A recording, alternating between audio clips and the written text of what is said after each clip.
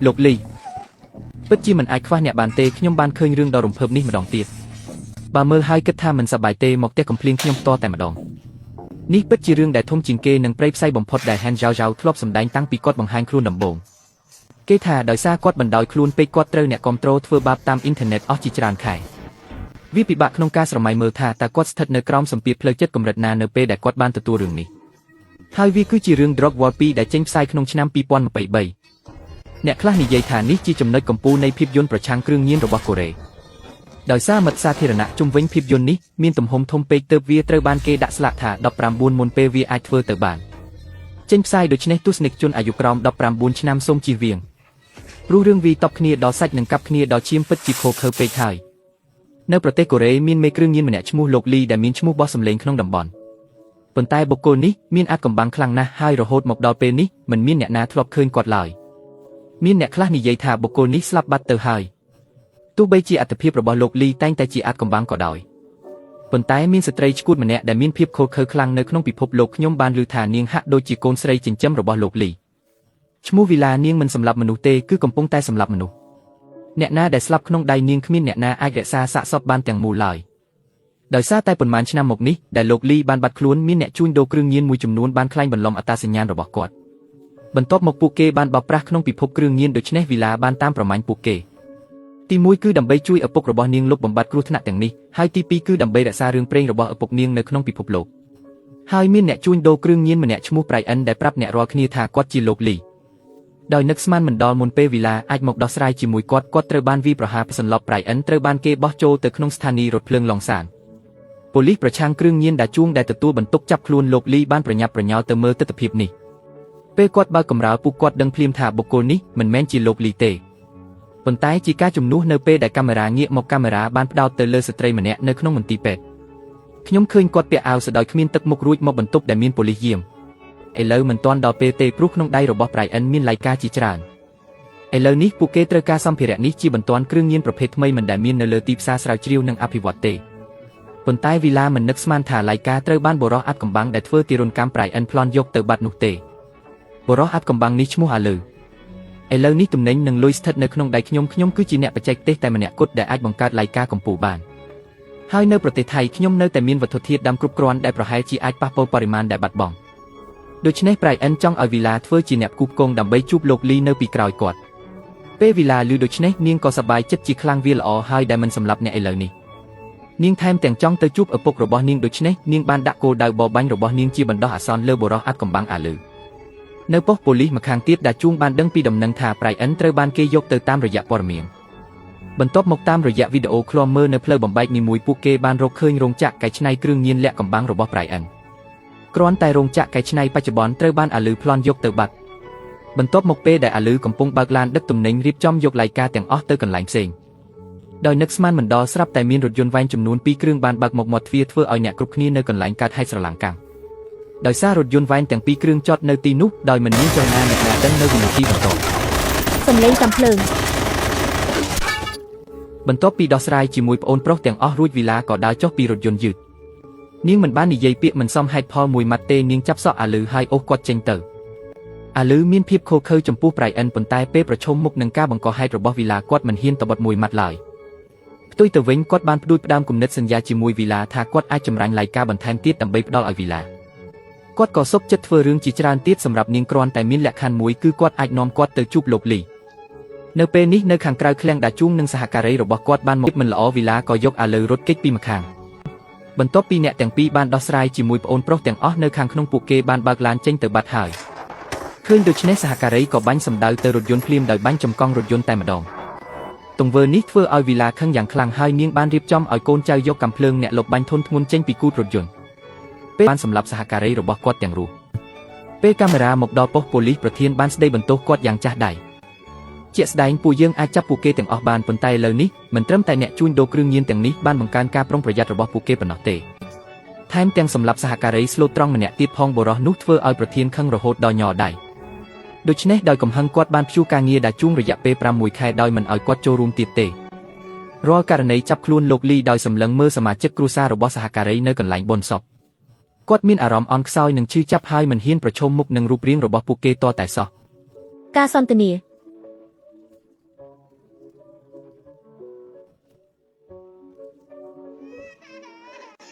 ត្រឡប់មកក្នុងរថយន្តវិញដាជួងនៃម្ខាងទៀតវីឡាបានយកប្រៃអិននិងអាឡូវទៅប្រទេសថៃហើយនាងមានគម្រោងយករបស់ប្រៃអិនទាំងអស់ឡៃកាធ្វើជារបស់ខ្លួនរួចប្រើអាឡូវចម្រាញ់វារួចសម្រាប់អ្នកទាំងពីរវាហាក់ដូចជាផែនការដ៏ល្អឥតខ្ចោះប៉ុន្តែខ្ញុំមិនដឹងថាមានពាក្យមួយឃ្លាដែលនិយាយថាសត្រូវរបស់សត្រូវក៏នឹងក្លាយជាមិត្តដែរដោយសារតែប្រៃអិនដឹងពីទម្រង់នៃការធ្វើអ្វីរបស់វីឡានោះគឺនៅលើកោះជាជូកាលពី12ឆ្នាំមុនប្រៃអិនកំពុងអង្គុយនៅមាត់សមុទ្ររីករាយនឹងជីវិតដោយនឹកស្មានមិនដល់ឃាតករម្នាក់បានលួចចូលទៅក្នុងវីឡាហើយនៅពេលនោះមិត្តភ័ក្តិរបស់គាត់មិនទាន់ដឹងថានាងជានរណាទេពេលកញ្ចក់ពីនៅជាន់លើបែកខ្ញុំឃើញមិត្តម្នាក់តស៊ូវាយ៉ាងលំបាកហើយបន្ទាប់មកវីឡាក៏ប្រញាប់មកគាត់បានឃើញផ្ទាល់ភ្នែកវីឡាកាត់ក្បាលមិត្តភ័ក្តិគាត់ទាំងរស់រួចបោះចូលសមុទ្រតែម្ដងចាប់ពីថ្ងៃនោះមកប្រៃអិនជឿជាក់យ៉ាងមុតមមថាលោកលីពិតជាមានមែនអ្នកណាដែលខ្លាញ់បន្លំឈ្មោះគាត់មិនរួចខ្លួនឡើយឥឡូវអ្នកទាំងពីរដល់ផ្លូវតរហើយហើយអ្វីពួកគេមិនសហការគ្នាជាបណ្ដោះអាសន្នរួចរកឱកាសសម្រាប់វីឡាដើម្បីឲ្យពួកគេនៅមានឱកាសរស់រានមានជីវិតមិនយូរប៉ុន្មានកប៉ាល់ដឹកទំនិញបានមកដល់ប្រទេសថៃដើម្បីធ្វើឲ្យប្រាកដថាអ្វីមានសុវត្ថិភាពពួកគេបានពាក់មួកឲ្យអាឡូវរួចបំបែកគ្នានៅផ្លូវបំបែកវីឡានឹងនាំអាឡូវទៅរោងចក្រផលិតគ្រឿងញៀននៅប្រទេសថៃខណៈក្រុមមួយនឹងនាំប្រៃអិនទៅកន្លែងផ្ទុកឡៃកា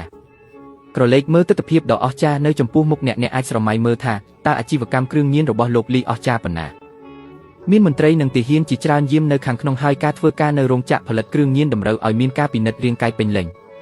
ទូរស័ព្ទដៃមិនត្រូវបានអនុញ្ញាតឲ្យយកចូលរោងចក្រទេពួកគេត្រូវបានបែងចែកជាវេនខ្មៅនិងសិទ្ធិធ្វើការ12ម៉ោងក្នុងមួយវេនប្រៀបបាននឹងក្រុមបោកប្រាស់នៅភាគខាងជើងប្រទេសមីយ៉ាន់ម៉ាវីឡាបានផ្ដល់ឱកាសឲ្យអាឡូវរស់រានមានជីវិតនោះគឺការចម្រាញ់ឡៃកា5គីឡូក្រាមក្នុងរយៈពេល5ថ្ងៃហើយពួកវាទាំងអស់ត្រូវតែជាថ្នាក់ទី1ទើបអាចឆ្លងកាត់បាននៅពេលនោះនេះគឺជារឿងងាយស្រួលសម្រាប់អាឡូវការសន្ទនា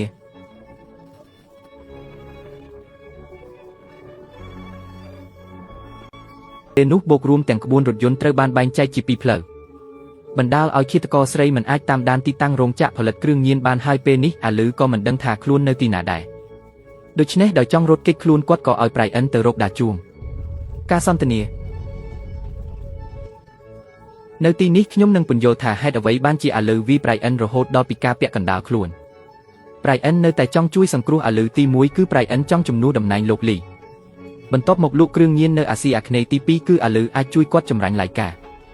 ដើម្បីផលិតគ្រឿងញៀនប្រភេទថ្មីមូលហេតុដែលគាត់ចាប់ពង្រត់ប្រៃអិនមុនអាឡូវក៏ដើម្បីឡៃកាក្នុងដៃរបស់គាត់ដែលពេលនេះដាជួងបានកំណត់ទីតាំងតាម GPS ទៅប្រទេសថៃតែម្នាក់ឯងប៉ុន្តែគាត់មិនប្រញាប់ទៅរកអាឡូវទេផ្ទុយទៅវិញគាត់បានចំណាយប្រាក់យ៉ាងច្រើនដើម្បីស្វែងរកអ្នកដឹងរឿងក្នុងស្រុកម្នាក់ដោយព្យាយាមទទួលបានព័ត៌មានខ្លះអំពីលោកលីគាត់មានសំណាងណាស់អ្នកដឹងរឿងនេះដឹងគ្រប់យ៉ាងអំពីលោកលីអាសយដ្ឋានផ្ទះអ្វីរបៀបគ្រប់គ្រងស្ថានភាពទាំងមូលរបៀបលក់គ្រឿងញៀនគាត់ដឹងទាំងអស់ដោយបញ្ជាក់ថាគាត់នៅតែមានទំនាក់ទំនងសហការជាមួយលោកលីបន្ទាប់មកគាត់ក៏លើកទូរស័ព្ទទៅលោកលីប៉ុន្តែអ្នកដែលលើកទូរស័ព្ទមិនមែនជាលោកលីទេប៉ុន្តែវីឡាតាមពិតអ្នកដឹងរឿងនេះគឺជាកូនចៅរបស់វីឡាហើយក៏ជាភ្នាក់ងារសម្ងាត់ដែលលាក់ខ្លួននៅប្រទេសថៃដែរអ្នកណាដែលសាកសួរពីលោកលីដោយមធ្យោបាយណាមួយទីបំផុតត្រូវវីឡាសម្លាប់ទាំងអស់ការសន្ទនាដាជួងជឿពាក្យកុហករបស់គាត់ហើយជិះឡានទៅផ្ទះលោកលីពេលចុចកណ្ដឹងទ្វារក្នុងទីងឹតស្រាប់តែអ្នកដឹងរឿងដកកាំភ្លើងខ្លីចេញពីចង្កេះរៀបនឹងសម្លាប់ដាជួងពីក្រោយសំណាងល្អដាជួងប្រតិកម្មទាន់ពេលដណ្ដើមយកកាំភ្លើងខ្លីប្រឈមមុខនឹងអ្នកដឹងរឿងដែលបញ្ជូនខ្លួនមកឥឡូវនេះប៉ុន្តែគាត់បានឡើងលើទុកចោលហើយការបញ្ជូនគាត់ត្រឡប់ទៅវិញច្បាស់ជាមិនមែនជាទម្រង់របស់មនុស្សអាក្រក់ទេមុនពេលដាជួងអាចប្រតិកម្មស្រាប់តែមានក្រុមសហការីកាន់ឥចចេញពីផ្ទះឡើងទៅដោយមិននិយាយមួយម៉ាត់វីដាជួងឲ្យសន្លប់ពេលគាត់ភ្ញាក់ឡើងម្ដងទៀតគាត់ឃើញខ្លួនឯងនៅក្នុងឃ្លាំងដែលគេបោះបង់ចោលហុំព័ទ្ធដោយប្អូនប្រុស4ទៅ5នាក់ដូច្នេះគាត់បានឈានជើងចូលមឈូសហើយឥឡូវចាំមើលថាពេលណាគេបិទមឈូសឲ្យគាត់អ្នកណាដែលធ្លាប់ត្រូវគេចាប់ពង្រត់ដឹងថាមនុស្សអាក្រក់តែងតែសម្លាប់អ្នកមួយវិនាទីមុនពួកគេនឹងបង្ហាញខ្លួននៅចំពោះមុខមនុស្សល្អវាគឺជាគម្លាតនេះហើយដែលធ្វើឲ្យឃាតករស្រីនាំមនុស្សមួយក្រុមចូលមកសម្លាប់ដោយផ្ទាល់គ្រាប់កាំភ្លើងបាញ់ចូលទៅខាងក្នុងអ្នកដឹងរឿងឃើញដូច្នេះក៏ប្រញាប់ពួនក្រោយជញ្ជាំងគិតចង់ទូរស័ព្ទទៅវីឡាដើម្បីសុំជំនួយកាន់ទូរស័ព្ទមិនទាន់បើកស្រាប់តែងាកក្រោយដោយមិនដឹងខ្លួនឃាតករស្រីបានឈរក្បែរគាត់ដោយស្នាមញញឹមរួចទៅហើយសំឡេងកាំភ្លើងបន្ទាប់មកប្រៃអិនអង្គុយលើរទេះរុញដើរចូលឃ្លាំងយឺតហើយដើរជួងពេលឃើញអ្នកដែលជួយសង្គ្រោះគាត់គឺប្រៃអិនស្រាប់តែស្រឡាំងកាំងតែម្ដង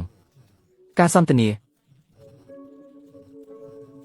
ឡូវនេះដើរជួងប្រៃអិនអាលឺអ្នកទាំង3គឺជាកណ្ដូបនៅលើខ្សែតែមួយគោលដៅរបស់ពួកគេគឺលោកលីដូចដែលអ្នករាល់គ្នាដឹងហើយថាប្រៃអិនស្វែងរកលោកលីដើម្បីកេងឈ្មោះ ដាជួងស្វែងរកគាត់ដើម្បីសងសឹកសហការីរបស់គាត់នឹងករណីចាប់ខ្លួនដែលមិនទាន់បានបញ្ចប់ប៉ុន្មានឆ្នាំមកនេះ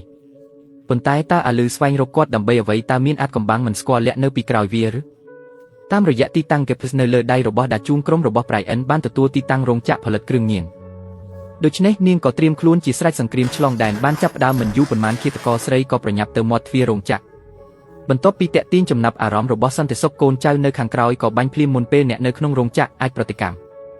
មមនុស្សមួយក្រុមប្រៀបដូចជាពស់សាហាវប្រញាប់ចូលរោងចក្រផ្ទាល់ពួកគេសម្រាប់អ្នកណាដែលពួកគេឃើញវាមនុស្សអាក្រក់រហូតគ្មានកម្លាំងតាំងហើយពេលនេះនៅក្នុងបន្ទប់ក្រោមដីអាលឺបានចម្រាញ់ឡាយការរួចហើ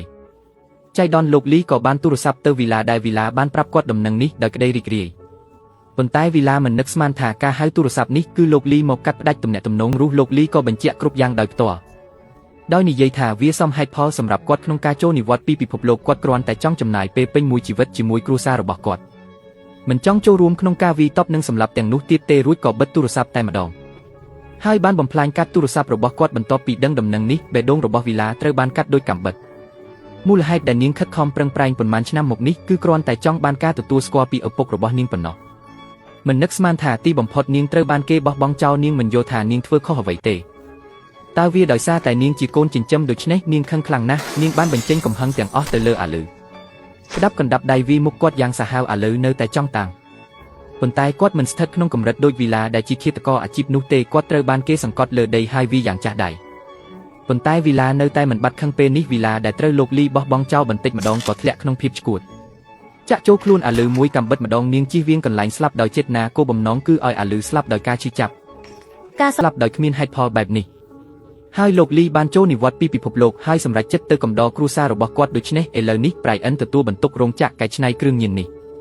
ឃើញគោលដៅកាន់តែខិតជិតខ្លួនបន្តិចម្ដងប្រៃអិនស្រាប់តែបដូរទឹកមុខភ្លាមនោះក៏ចង់អាលឺនឹងកូនចៅពីរនាក់របស់អាលឺកាលពីដើមគាត់មិនអើពើនឹងមធ្យោបាយរបស់អាលឺបណ្ដាលឲ្យឥឡូវគាត់ក្លាយជាជនពិការដូច្នេះពេលនេះគាត់ចង់សងសឹកប៉ុន្តែឥឡូវមិនទាន់ដល់ពេលសម្រាប់គាត់ទេព្រោះគាត់មិនទាន់បានរូបមន្តឡៃកាទេដូច្នេះអ្នកផ្សេងទៀតនៅក្បែរអាលឺនឹងត្រូវរងទុក្ខព្រោះពួកគេជាអ្នកយកក្បាលមិនដូច្នេះទេគាត់នឹងបោះអ្នកទាំងពីរចូលក្នុងផ្ទះប្រេងអាលឺដែលគ្មានផ្លូវចេញក៏ត្រូវយល់ព្រមចំណែកដាជួងគាត់នឹងប្រៃអិនគ្មានគំនុំអ្វីទេទុកគាត់ពេលនេះក៏គ្មានប្រយោជន៍អ្វីដែរបន្ទាប់ពីចាក់វត្ថុរៅមិនស្គាល់ចូលក្នុងខ្លួនដាជួងក៏សន្លប់ពេលគាត់ភ្ញាក់ឡើងម្ដងទៀតគាត់ឃើញខ្លួនឯងដេកលើគ្រែមន្ទីរពេទ្យប៉ូលីសក្នុងស្រុកបានរកឃើញគាត់នៅក្នុងប្រឡាយទឹកស្អុយបន្ទាប់ពីដឹងថាដាជួងជាប៉ូលីសពួកគេបានតាក់ទងស្ថានទូតកូរ៉េឲ្យបញ្ជូនអ្នកមកមើលថែគាត់ពេលកាមេរ៉ាងាកមកអាលឺតាមរយៈទូរស័ព្ទដៃរបស់វីឡាបានរកឃើញលោកលីប៉ុន្តែគាត់មិនបានមកទីនេះសម្រាប់បេសកកម្មរបស់ប្រៃអិនទេប៉ុន្តែដោយសារតែឪពុកម្ដាយបង្កើតរបស់គាត់កាលពី25ឆ្នាំមុនឪពុកម្ដាយរបស់អាលឺដើម្បីចិញ្ចឹមជីវិតធ្លាប់ជួយលោកលីលក់គ្រឿងញៀនមួយរយៈជាលទ្ធផលពួកគេមិនបានលុយច្រើនទេហើយផ្ទះក៏ត្រូវបានកំទេចដោយកាំភ្លើងយន្តដោយគ្មានជម្រើសឪពុកម្ដាយថាមានរឿងបែបនេះសោះប៉ុន្តែឥឡូវនេះគ្មានអ្វីសំខាន់ទេហើយគោលបំណងដែលអាលឺមកថ្ងៃនេះគឺដើម្បីឲ្យលោកលីទទួលអារម្មណ៍ពីការឈឺចាប់នៃការបាត់បង់សមាជិកគ្រួសារព្រោះនៅតាមផ្លូវមករកគាត់អាលឺបានសម្លាប់សមាជិកគ្រួសារគាត់ទាំងអស់ហើយអ្នកណាដឹងថាមនុស្សអាក្រក់ដែលសម្លាប់មនុស្សដូចសត្វរុយនេះពេលឃើញហើយក្នុងចិត្តគ្មានការរំជើបរំជួលអ្វីសោះដូចជាមិនខ្វល់ពីវីឡាថែមទាំងសួរអាលឺវិញតើអាចក្លាយជាសមាជិកគ្រួសាររបស់គាត់បានទេការសន្ទនាបន្ទាប់ពីលោកលីស្លាប់ប្រៃអិនក៏បានបំពេញការសន្យារបស់គាត់បោះកូនចៅពីរនាក់របស់គាត់ទៅចិញ្ចើមផ្លូវគ្រាន់តែកាត់ដៃម្នាក់និងខួងកែវភ្នែកម្នាក់ធ្វើឲ្យអ្នកទាំងពីរក្លាយជាជនពិការដូចខ្លួននៅចុងបញ្ចប់នៃរឿងដាជួងតាមរយៈ Gibbs បានរកឃើញអាលឺម្ដងទៀតហើយអាលឺក៏មិនលាក់បាំងទៀតដែលបានប្រាប់ដាជួងគ្រប់យ៉ាងគាត់គិតថាគាត់បានសងសឹកហើយក្នុងចិត្តនឹងមានអារម្មណ៍ល្អប្រសើរប៉ុន្តែច្បាស់ណាស់សុបិនអាក្រក់ដែលឃើញឪពុកម្ដាយស្លាប់ផ្ទាល់ភ្នែកនៅតែមិនអាចបំបត្តិបាន